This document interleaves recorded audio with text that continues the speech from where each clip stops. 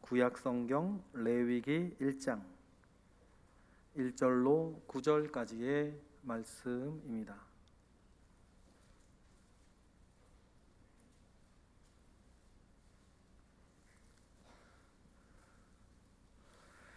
구약성경 레위기 1장 1절로 9절까지의 말씀, 우리 다 같이 한 목소리로 합독하겠습니다. 여호와께서 회막에서 모세를 부르시고 그에게 말씀하여 이르시되, 이스라엘 자손에게 말하여 이르라. 너희 중에 누구든지 여호와께 예물을 드리려거든 가축 중에서 소나 양으로 예물을 드릴지니라. 그 예물이 소의 번제이면 흠 없는 수컷으로 회막문에서 여호와 앞에 기쁘게 받으시도록 드릴지니라. 그는 번제물의 머리에 안수할지니 그를 위하여 기쁘게 받으심이 되어 그를 위하여 속죄가 될 것이라. 그는 여호와 앞에서 그 수 송아지를 잡을 것이요, 아론의 자손 제사장들은 그 피를 가져다가 회막문 앞 제단 사방에 뿌릴 것이며, 그는 또 그 번제물의 가죽을 벗기고 각을 뜰 것이요, 제사장 아론의 자손들은 제단 위에 불을 붙이고 불 위에 나무를 버려놓고, 아론의 자손 제사장들은 그 뜬 각과 머리와 기름을 제단 위의 불 위에 있는 나무에 버려놓을 것이며, 그 내장과 정강이를 물로 씻을 것이요, 제사장은 그 전부를 제단 위에서 불살라 번제를 드릴지니 이는 화제라, 여호와께 향기로운 냄새니라. 아멘. 오늘은 어버이 주일입니다. 누군가의 몸을 통하여서 한 생명이 잉태되어지고 출생하고 살아갈 때 그 일에 쓰여졌던 귀한 이들을 어머니 내지는 아버지라 우리는 부릅니다. 그런 분들은 하나님께서 우리에게 주신 원초적인 그 사명을 잘 감당하신 분입니다. 하나님은 우리에게 생육하고 번성하고 이 땅에 충만하라 이렇게 명령하셨고, 그 일은 우리가 자녀를 출산하는 일들에서부터 시작을 하는 일입니다. 이 자리에 계시는 그 부모님들, 특별히 가슴에 꽃을 달고 계시는 우리 71세 이상 되시는 우리 교회의 아버지 어머니들에게 이 시간 우리 감사와 격려의 박수 한번 하겠습니다.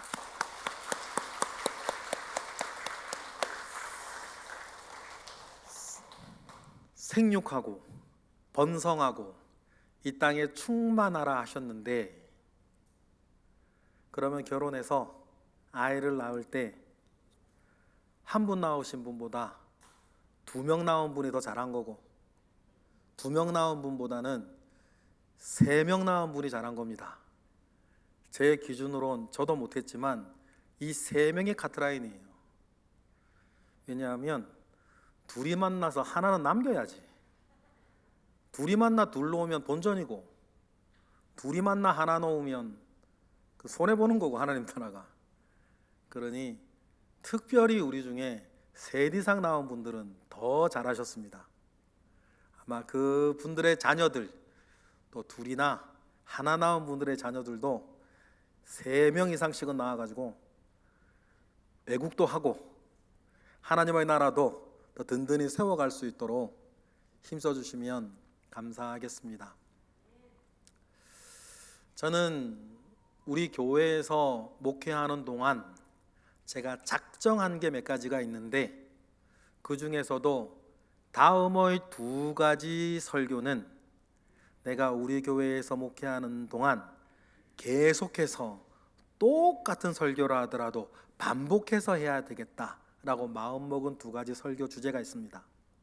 첫 번째는 교회와 목회에 대한 주제입니다. 교회가 무엇이고 그 교회에서의 활동의 목회는 무엇이다 라고 하는 이 목회 철학에 대한 이야기는 우리 모두를 하나로 모아가는 데에 너무너무 중요한 주제이기 때문에 제가 마음에 작정하기는 3년에 한 번 정도는 똑같은 설교를 할지라도 계속 반복해야 되겠다라고 하는 계획이 있습니다.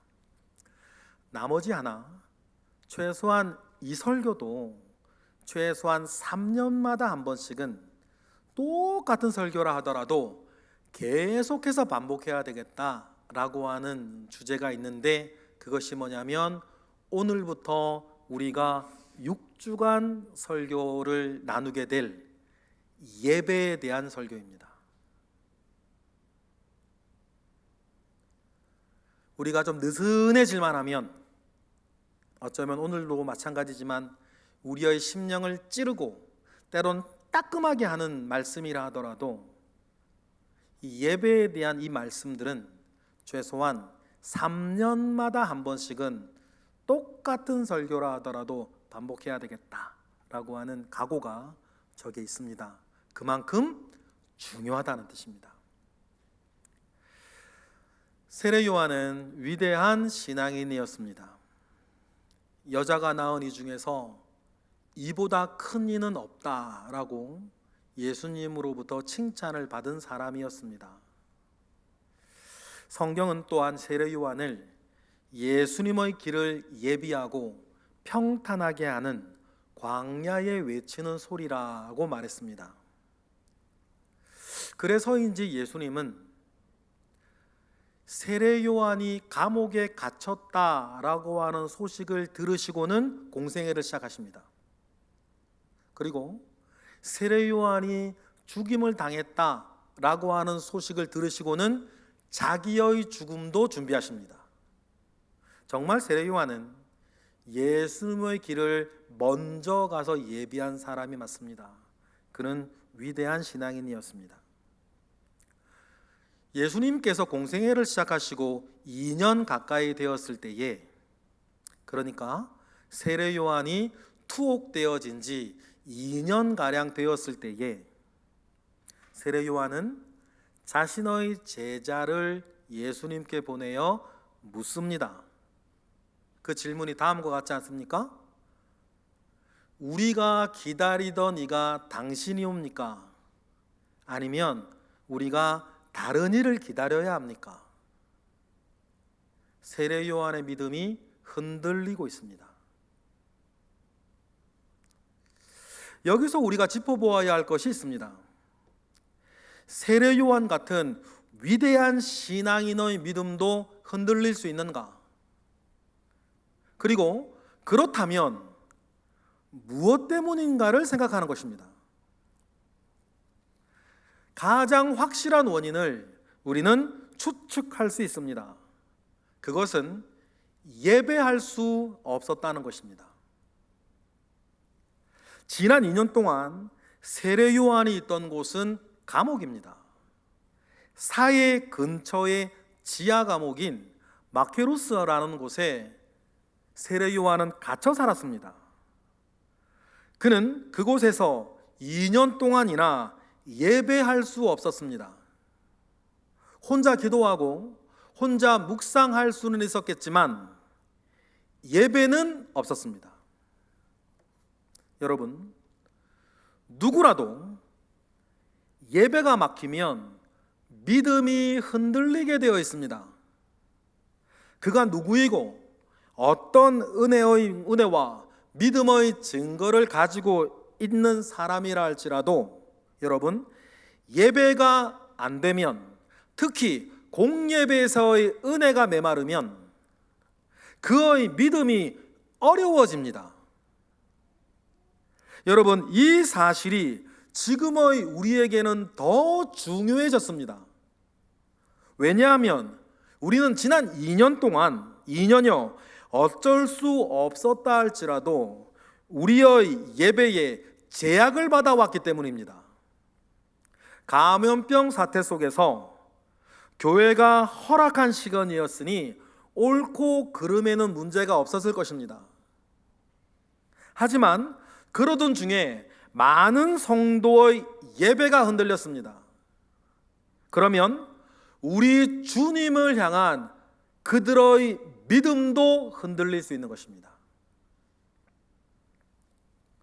그리고 모든 것을 되찾고 회복해야 할 지금, 우리는 그 무엇보다도 우리의 예배를 점검해야 됩니다. 나의 예배를 점검해야 돼요. 내가 하나님 아버지 앞에 내가 어떤 예배자인가, 여러분 그것을 생각해야 됩니다. 미사오구 사실 필요 없습니다. 우리끼리 아무리 미사오구를 붙여도 하나님께서 아니라 하시면 아닌 거 아닙니까? 하나님께서 기다 하시면 맞는 것 아니겠습니까? 그러니 우리끼리 자위하고 우리끼리 자화자찬하고 우리끼리 미사오구를 붙여서 이러네 저러네 이러네 저러네, 다른 어떤 것도 마찬가지지만 예배에 대해서 말한다 하더라도 여러분 중요한 것은 우리의 느낌이나 생각이 아니라 하나님께서 우리에게 제시하시는 예배의 기준 가운데에 나의 예배는 어떤 예배고 우리의 예배는 어떤 예배고 나는 하나님 앞에 어떤 예배자인가, 여러분 그것을 점검하고 돌이키고 회복하는 것이 지금의 우리에게는 무엇보다도 중요한 기회가 되는 것입니다. 그러니 앞으로 이 6주간 예배에 대한 말씀이 여러분에게 전해지고 선포되어질 때에 여러분의 예배를 새롭게 하시는 기회 되시기를 원하고, 하나님 아버지 앞에 예배자로 서 있는 나 자신을 여러분 더욱더 온전하게 하시는 계기 삼으시기를 주님의 이름으로 축복합니다. 예배는 우리 그리스도인들에게 가장 중요한 일입니다. 두말할 나위가 없습니다. 2000년대 들어 한국의 그리스도인들이 가장 좋아하는 작가기도 하고 우리 시대의 선지자라 일컬어지는 A.W. 토저라고 하는 분이 계시죠. 그분이 그의 책에서 이런 얘기를 합니다. 하나님은 사람을 부르셔서 먼저 예배자를 만드시고 그 후에 일하는 사람으로 만드신다. 여러분 실로 맞는 말입니다. 하나님은 자신의 사람을 만들어 가실 때에 가장 먼저 그를 예배자로 만드십니다. 그리고 하나님은 자신의 사람을 성숙한 사람으로 완성시키실 때에는 그를 자기 앞에서 가장 좋은 예배자로 만드시는 것입니다. 예배를 업신여기고 가볍게 생각하는 사람이 하나님 아버지 앞에 설 수는 없습니다. 사도신경의 고백처럼 공교회를 믿는 우리는 공교회에서 드려지는 공예배를 잘 드리는 것이 무엇보다도 중요하고 소중한 일입니다. 그가 어떤 은사, 어떤 은혜, 어떤 축복을 받은 사람이라 할지라도 여기에서 예외되는 사람은 없습니다. 우리에게 가장 중요한 것은 그러니까 예배를 잘 드리는 것, 하나님 아버지 앞에 영광과 진리로 예배하는 좋은 예배자가 되는 것이 여러분 무엇보다도 중요한 일이라는 사실들을 이 시간 명심하시기를 바랍니다. 단언컨대 이보다 우선되고 이보다 중요한 일은 없어요. 일예로 하나님께서 이스라엘 백성을 애굽에서 이끌어내셨습니다. 출애굽시키셨죠. 그리고는 이스라엘을 시내산으로 이끌고 가십니다. 시내산에서 그 유명한 시내산 언약을 체결하십니다.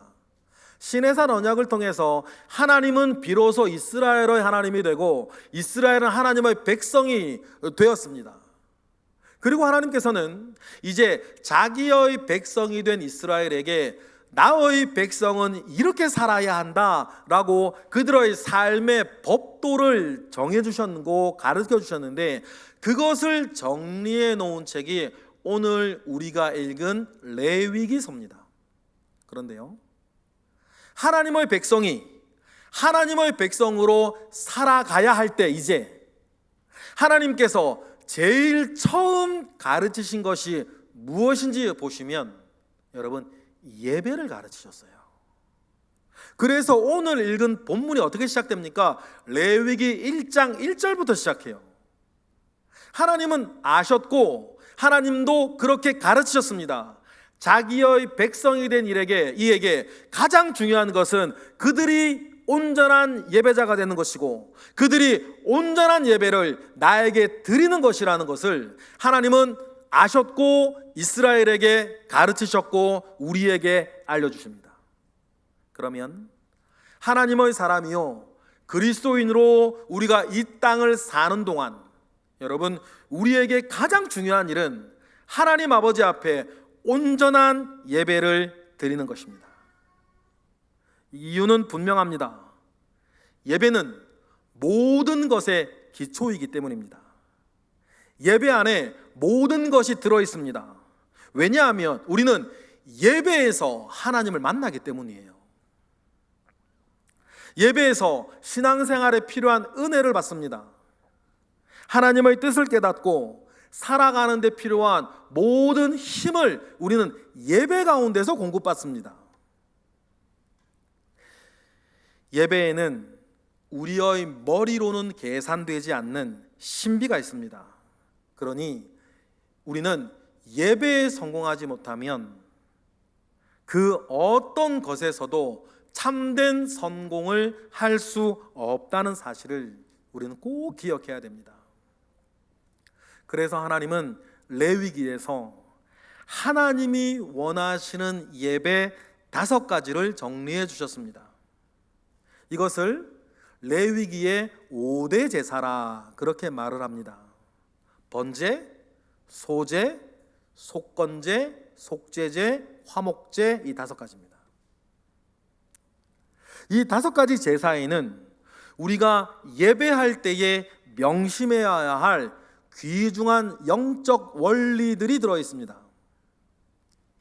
우리의 예배가 하나님이 원하시는 참 예배가 되기 위한 5가지 영적 원리예요. 여러분, 우리가 오늘 예배 드리러 나왔다면 오늘 우리에게도 너무너무 중요한 지침이죠.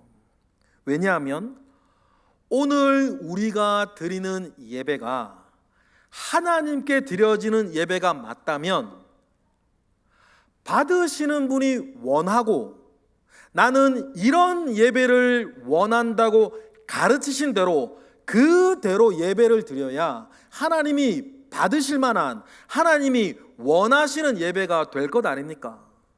하나님은 이런 예배를 원한다고 우리에게 말씀하셨는데 우리는 내 생각과 내 느낌과 내 처지와 내 문화 속에서 다른 예배를 드린다면 여러분 그것은 하나님께서 원하시는 예배, 하나님께서 받으실 만한 예배가 아닌 것입니다. 당연한 이치 아니겠습니까? 받으시는 분이 받기를 원하시는 예배를 드려야지. 그것이 참된 예배 아니겠습니까? 그래서 우리는 레위기가 정리하여 주는 5가지 예배의 정신을 우리의 예배 가운데에 이 시간 담아내야 돼요. 담아내지 못하면 그 정신이 들어있지 않다면 우리의 예배, 개인적으로는 여러분이 지금 드리는 이 예배는 하나님께서 받으실 만한 예배는 못 된다는 뜻입니다. 그러니 얼마나 중요한 얘기입니까? 예전에 한 개그 프로그램에서 개그맨이요 어떤 우스갯소리를 하나 하는데 그 소리가 저의 기억에 확 박혔어요. 노출이 심한 옷을 입고 있는 여자에게 그 개그맨이 이러는 거예요. 저거는 입은 것도 아니고 벗은 것도 아니요. 되게 재밌는 유행어가 되었죠. 그런데 그때 예배를 고민하고 있는 저에게 굉장히 큰 자극이 됐어요. 왜냐하면 저는 이렇게 이어졌거든요. 나의 예배, 우리의 예배가 하나님 앞에 드리는 것도 아니고 안 드리는 것도 아닌 이상한 예배일지 모르겠다라는 생각을 했기 때문이에요. 여러분은 어떠십니까? 지금 우리가 드리는 여러분이 드리는 이 예배가 과연 하나님께서 받으실 만한 것일까요? 아니면 하나님께서 받으시기엔 부족한 것일까요?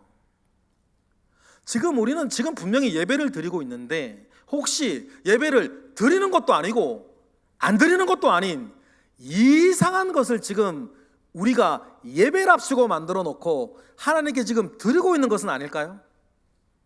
그러면 무엇으로 그것을 판단하고 무엇으로 그것을 기준 삼아야 할까요?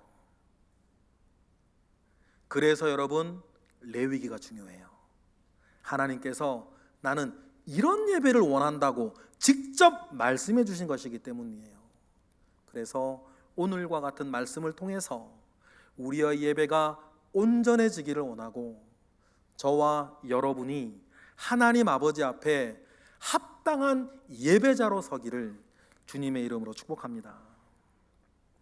이 얘기가 더 중요한 또 한 가지 이유는 하나님 앞에 참된 예배를 드리는 사람이 어쩌면 생각 외로 적을 수 있다는 경각심을 우리가 가져야 되기 때문이에요. 오죽하면 주님께서 다음과 같이 말씀하실 정도였습니다. 요한복음 4장 23절 성경을 한번 찾아보시겠습니다. 이 구절은 사마리아 여인과 예수님께서 예배에 대해서 이야기를 나누시던 중에 주님이 하셨던 말씀입니다. 주님이 이 수가성 여인과 사마리아 여인과 이야기를 나누며 예배에 대해서 이야기하실 때에 무엇이라고 예배에 대해 이야기하셨습니까? 요한복음 4장 23절 읽어보겠습니다. 시작. 아버지께 참되게 예배하는 자들은 영과 진리로 예배할 때가 오나니 곧 이때라. 아버지께서는 자기에게 이렇게 예배하는 자를 찾으시느니라. 여기서 우리 주님은 하나님께서 예배자를 찾고 계신다고 말씀하십니다. 사실상 이상한 내용이에요. 예수님 당시에도 여기저기에서, 예루살렘에서도, 심지어는 사마리아에서도 하나님을 향한 예배는 언제나 드려지고 있었고 하나님의 예배자들은 넘쳐나고 있었습니다.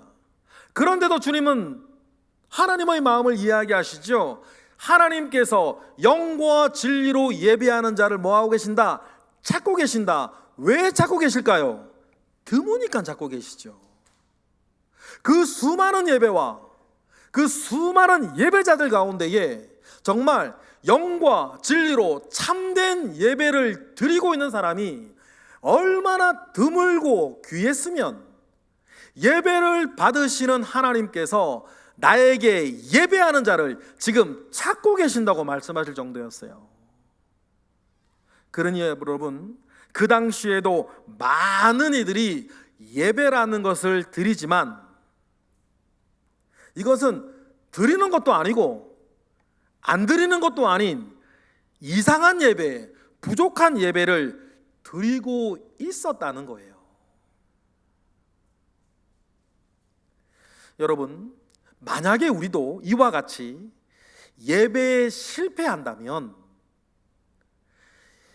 예배에 실패했다는 것은 단 한 번의 단회적인 사건으로 끝나는 것이 아닙니다. 우리 생활 전반에 영향을 미치게 될 거예요. 여러분, 우리는 요한 3서 1장 2절 말씀을 거의 대부분 외우고 계십니다.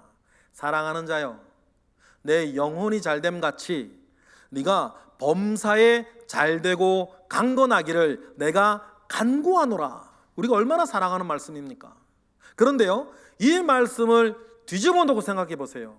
사랑하는 자야, 내 영혼이 잘되지 못함 같이 네가 범사에 실패하고 네가 약해질 것이다라는 말씀이 되는 거예요. 누구처럼요? 세례 요한처럼. 세례 요한이 그 영혼이 왜 이렇게 약해지고 믿음이 흔들렸습니까? 그 예배가 무너졌기 때문이었어요.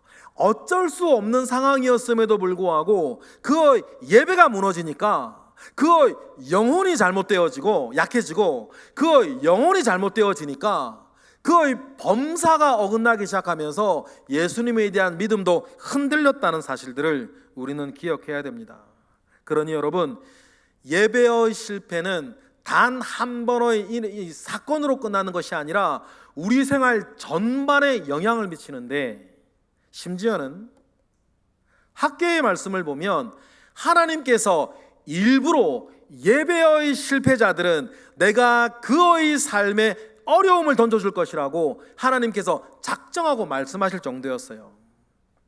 구약의 학개서가 이것을 정확하게 지적하고 있는 것 아닙니까? 학개서를 한번 찾아보실까요? 학개서 1장 한번 찾아보세요. 학개서는 이스라엘이 70년의 포로기가 끝이 나고 예루살렘으로 돌아온 사람들의 이야기예요. 그 사람들은 사명을 가지고 예루살렘으로 돌아왔습니다. 성전을 복원하고 예배를 회복하는 것이 그들의 사명이었어요. 그러니 70년 동안 살면서 닦아놓은 삶의 모든 터전을 버리고 예루살렘으로 돌아온 것 아닙니까? 그런데요, 푸르른 꿈을 안고 예루살렘으로 돌아왔는데 돌아오고 보니 예루살렘의 상황이 처참한 거예요. 성전을 복원하고 예배를 회복하는 일은 고상하고 오늘 하루 먹고 살기도 바쁜 거예요. 생존 자체가 문제가 되는 상황이었습니다. 그래서 당장 먹고 살기에 바빠진 그들은 하나님의 성전을 복원하고 예배를 회복하는 이 일을 차일피일 미루고 있었어요. 그러던 중에 하나님의 말씀이 학개 선지자를 통해서 이스라엘에게 선포됩니다. 학개서 1장 3절부터 5절 말씀 먼저 읽겠습니다. 시작. 여호와의 말씀이 선지자 학개에게 임하여 이르시되 이 성전이 황폐하였거늘 너희가 이때에 판벽한 집에 거주하는 것이 옳으냐? 그러므로 이제 만군의 여호와가 이같이 말하노니 너희는 너희의 행위를 살필지니라. 너희들이 지금 어떻게 살고 있는지, 너희들이 어떻게 하고 있는지 잘 살펴보라고 얘기를 하는 거예요. 예배를 소홀히 하고 있는 너희의 형편, 예배를 소홀히 하고 더 잘 먹고 더 잘 살고 더 애쓰고 다른 일에 힘쓰고 있는 너희들의 결과들을 지금 살펴보라는 거죠. 6절 읽어볼까요? 다같이 시작. 너희가 많이 뿌릴지라도 수확이 적으며 먹을지라도 배부르지 못하며 마실지라도 흡족하지 못하며 입어도 따뜻하지 못하며 일꾼이 싹쓸 받아도 그것을 뚫어진 전대에 넣음이 되느니라. 여러분, 왜 이런 일이 벌어졌습니까? 원인은 한 가지라고 지적을 하고 있습니다. 하나님의 성전이 황폐하였는데, 다시 말해 너희들의 드리고 있는 예배가 지금 그 모양 그 꼴인데, 너희들의 예배 생활이 지금 그 모양 그 꼴인데, 너희들이 그래서 영혼이 그렇게 황폐해져 가고 있는데, 너희는 힘들고 바쁘다고 놀러 다닐 시간은 있어도 자기의 예배는 돌아보지 않고 성전을 돌아보지 아니하는 이스라엘의 삶의 양태를 지금 하나님 지적하고 있는 것 아닙니까? 하나님은 이들을 책망하고 계십니다. 이 사람들의 마음은 지금 딴 곳에 있어요. 예배를 다시 세울 생각보다는 판벽한 집에 살려고 합니다. 판벽한 집이라고 하는 말이 무슨 말이냐면, 나무를 얼기설기 엮어놓고 벽을 세워놓고 그 나무를 얼기설기 엮어 세운 그 양편에 진흙을 발라 세워 만든 집을 말해요. 당시로서는 매우 고급 주택이죠. 시원하니까. 그런데 하나님께서 말씀하시는 거죠. 성전이 황폐하고 너희들의 예배 생활이 그 모양인데 지금 너희들의 관심사는 내가 판벽한 집, 좋은 주택에서 안락한 삶을 살고 싶어하는 그 마음에 그 노력만 하고 있으니 이것이 옳으냐? 너희의 소위를 살펴보라는 얘기예요. 그렇다면 다시 말해서 너희 예배는 그렇게 황폐해져 있는데, 그래서 드리는 것도 아니고 안 드리는 것도 아닌 이상한 예배를 드리고 실패한 예배자로 있는데, 너는 너희 집에서 쉬고 먹고 즐기는 곳에만 관심을 가지고 살고 있으니 하나님께서 어떻게 하겠다는 것입니까? 열심히 사는데도 만족이 없고 불행하고 평안이 없습니까? 하나님께서 왜 이렇게 만들 것이라고 말씀하십니까? 왜 이런 일이 벌어졌습니까? 이어지는 우리 학개서 1장 9절 말씀부터 보겠습니다. 다 같이 11절까지 시작. 너희가 많은 것을 받았으나 도리어 적었고 너희가 그것을 집으로 가져갔으나 내가 불어버렸느니라. 나 만군의 여호와가 말하노라. 이것이 무슨 까닭이냐? 내 집은 황폐하였으되 너희는 각각 자기의 집을 짓기 위하여 빨랐음이라. 그러므로 너희로 말미암아 하늘은 이슬을 그쳤고 땅은 산물을 그쳤으며 내가 이 땅과 산과 곡물과 새 포도주와 기름과 땅의 모든 소산과 사람과 가축과 손으로 수고하는 모든 일에 한죄를 들게 하였느니라. 여러분, 너무 따갑지만 오늘 저와 여러분에게 주시는 말씀으로 받으시기를 바랍니다. 하나님은 하나님의 사람이 자신의 예배를 돌보지 아니하고 다른 일에 더욱 열중할 때에 그의 모든 수고를 내가 헛수고로 만들어버리겠다, 그렇게 말씀하고 계시는 것 아닙니까? 왜요? 우리는 하나님 앞에 귀한 자들이니까. 그래서 우리를 잃어버리고 싶어 하지 않으시니까. 그래서 너희들이 예배를 등한시하고 예배를 소홀히 하면서 다른 일에 아무리 열중하여도 내가 너를 잃어버리지 아니하기 위해서 너희 모든 수고를 헛수고로 만들어버리고 나에게 돌아오게 하겠다고 지금 말씀하시는 거죠. 그러니 여러분, 오늘 말씀이 때때로는 나에게 부담스럽고 무엇인가 넘어가야 할 고비가 있다 하더라도 여러분, 오늘 우리의 귀에 들려지고 있는 이 말씀을 귀하게 받으시기를 바랍니다. 우리는 무엇보다도 예배의 성공자가 되어야 하기 때문입니다. 그리고 예배의 성공자가 된다 했을 때에 꼭 명심할 것이 있습니다. 그 기준은 내가 아니면 사람이 정하는 것이 아니에요. 예배를 받으시는 하나님께서 정하시는 것 아닙니까? 그래야 말이 맞는 거죠. 그러니 여러분, 우리가 앞으로 5주간 살펴볼 레위기의 5대 제사를 집중하는 게 중요해요. 앞서도 말씀드렸듯이 나는 이런 예배를 받기 원한다고 하나님이 직접 가르치셨으면, 하나님이 받기를 원한다고 하신 그 예배를 맞추어 우리가 드려야 우리가 하나님 앞에 온전한 예배자가 되고 우리가 드리는 예배가 하나님께서 받으실 만한 예배가 되는 것 아니겠습니까? 그 중에서도 5대 제사 중에서 오늘 이 시간 우리가 잠깐 살펴볼 예배는 번제예요. 모든 예배와 모든 제사의 기본이 되는 번제부터 시작을 하는 거죠. 그러면 여러분, 번제는 어떻게 드리는 예배인지 우리 레위기로 다시 돌아가 보겠습니다. 레위기 1장 3절 찾아보시겠습니까?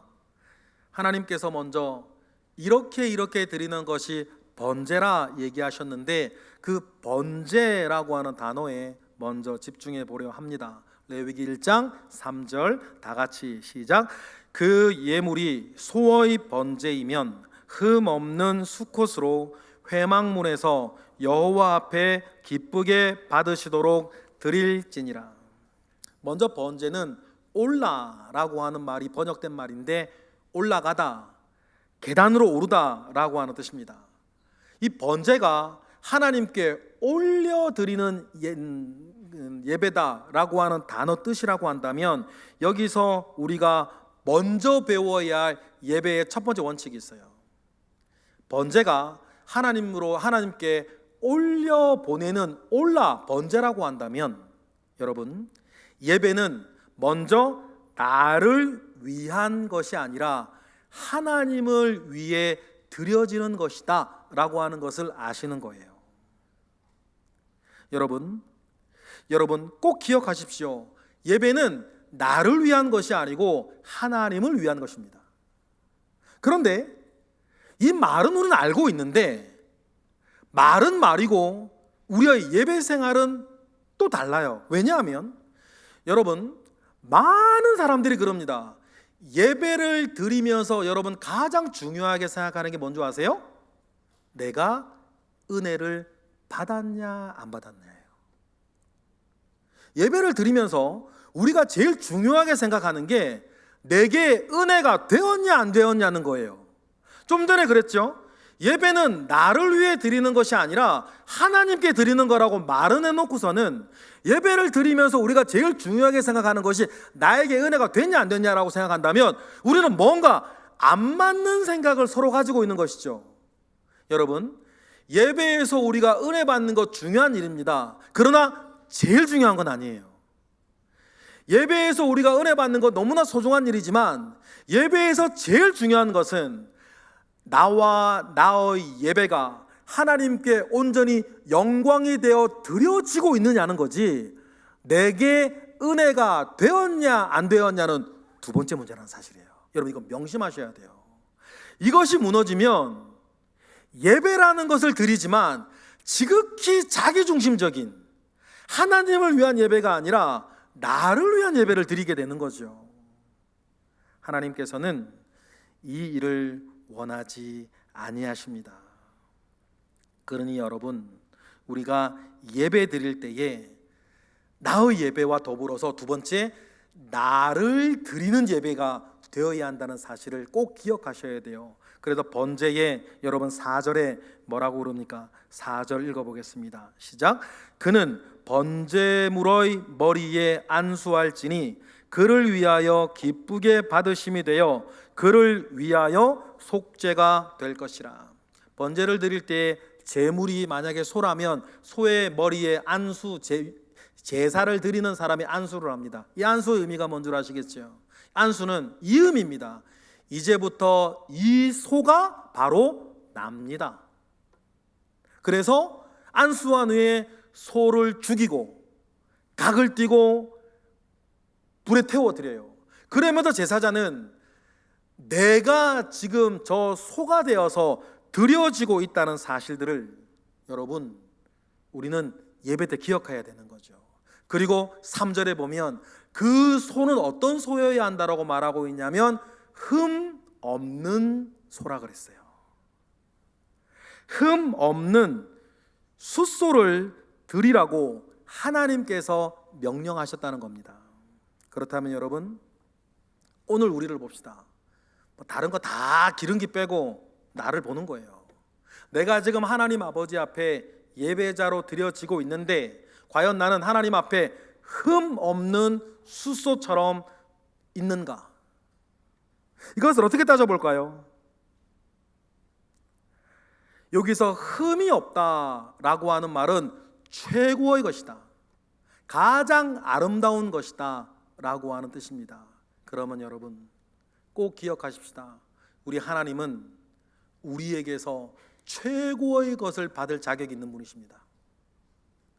우리 하나님은 그럴 자격이 있는 분이시죠. 그것이 무엇이라 하더라도 우리로 하여금 우리에게서부터 최고의 것을 받으실 수 있는 분이고 마땅히 우리로부터 최고의 것을 받으셔야 되는 분이에요. 그래서 흠 없는 숫소로 예배를 드리라 하나님은 그렇게 가르치셨죠. 그러면 지금 내 모습을 봅시다. 나는 지금 최고의 모습입니까? 가장 아름다운 모습인가요? 외형적으로도 마찬가지입니다.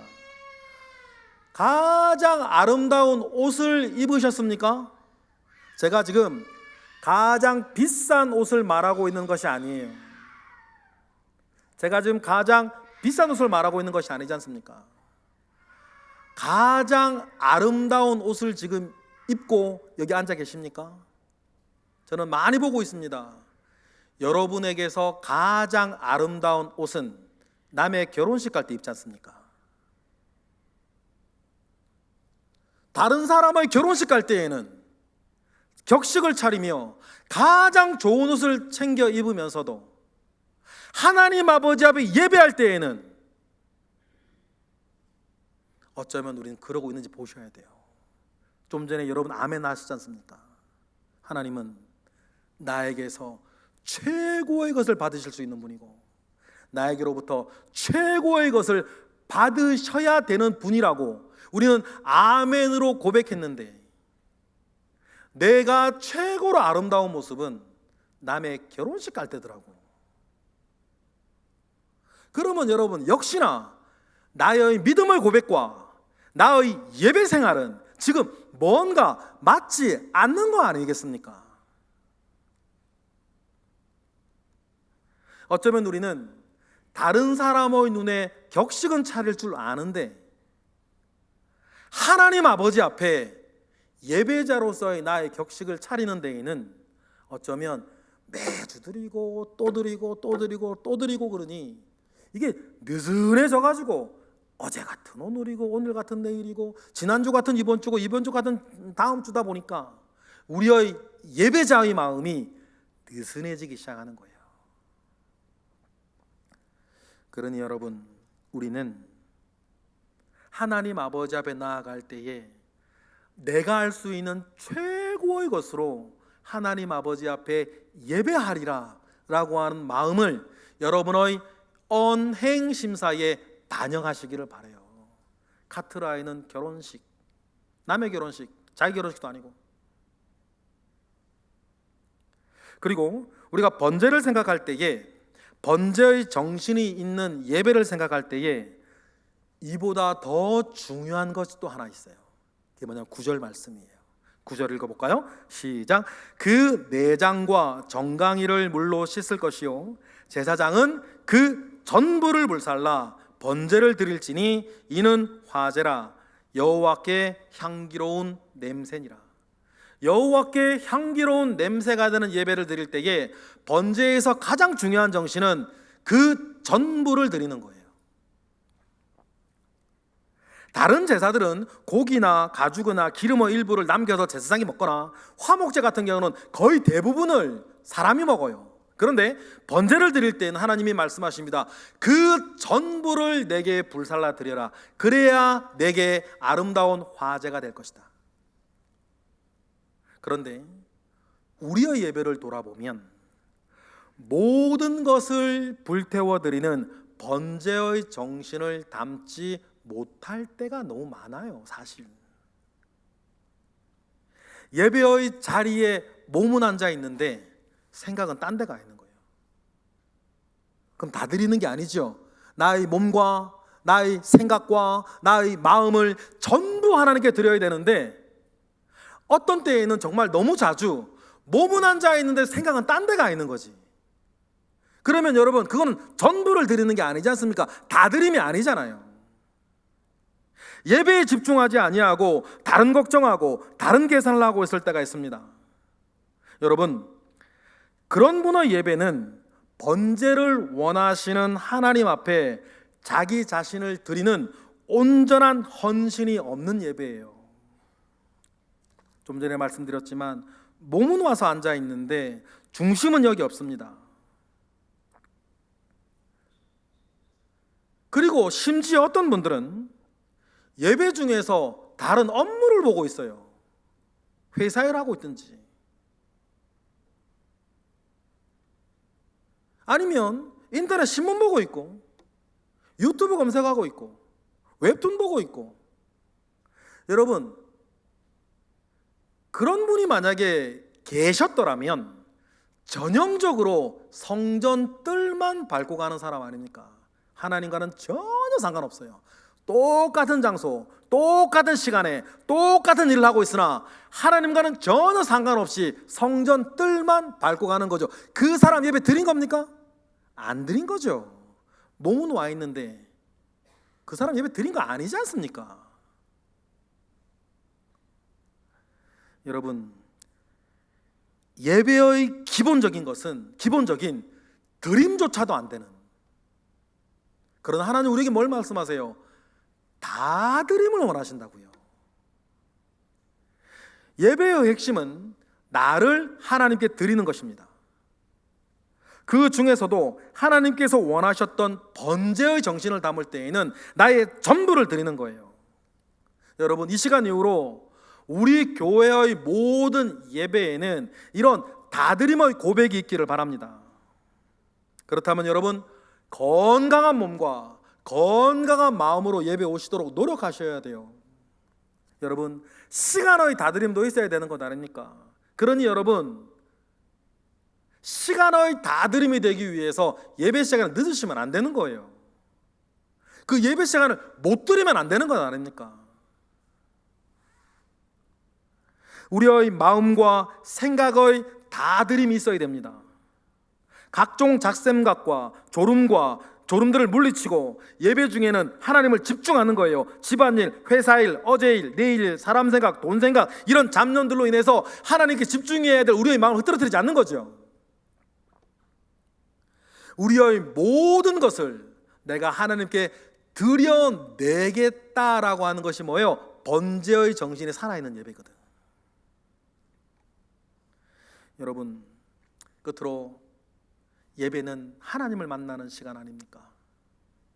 하나님을 만나는 이 시간, 우리가 하나님을 예배할 때에 때로는 너무 우리가 이것이 익숙해져서 하나님을 만나는 이 귀한 시간을 나도 모르는 사이에 우리는 소홀히 하고, 하나님께서는 이런 예배를 번제를 나는 원한다고 첫 번째로 가르치셨는데 우리의 예배는 번제가 되지 못하고 무엇인가 구멍이 숭숭숭 떨려 있고 무엇인가 부족한 예배를 내가 드리고 있었다면, 여러분, 이 시간을 계기로 정신 차리십시다.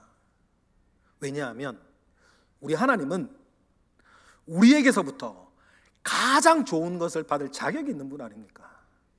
그런데 우리가 그 하나님께 예배를 드리면서 나의 최고의 것을 드리지 못하고 무엇인가 아쉽고 무엇인가 빠졌고 무엇인가 부족한 것을 그러려니 하고 드리고 있으면 우리는 나도 모르는 사이에 하나님을 멸시하고 예배를 업신여기며 예배를 통해서 오히려 하나님을 대수롭지 않은 자 취급하고 있는 그 몹쓸 습관에서 여러분, 저와 우리 모두가 오늘 이 시간을 통해서 벗어나고 예배를 온전하게 회복하되 가장 먼저 번제의 예배를 회복하는 우리 모두가 되시기를 주님의 이름으로 축복합니다. 기도하겠습니다. 할렐루야. 하나님, 오늘 우리가 드리고 있고 앞으로도 우리가 드릴 예배를 생각합니다. 앞으로 우리 교회의 예배에는 번제의 정신이 들어있게 하셔서 최고의 것을, 완전한 것을 받으실 자격이 있는 하나님께 온전한 예배를 드려내는 우리 모든 예배자 되게 하옵소서.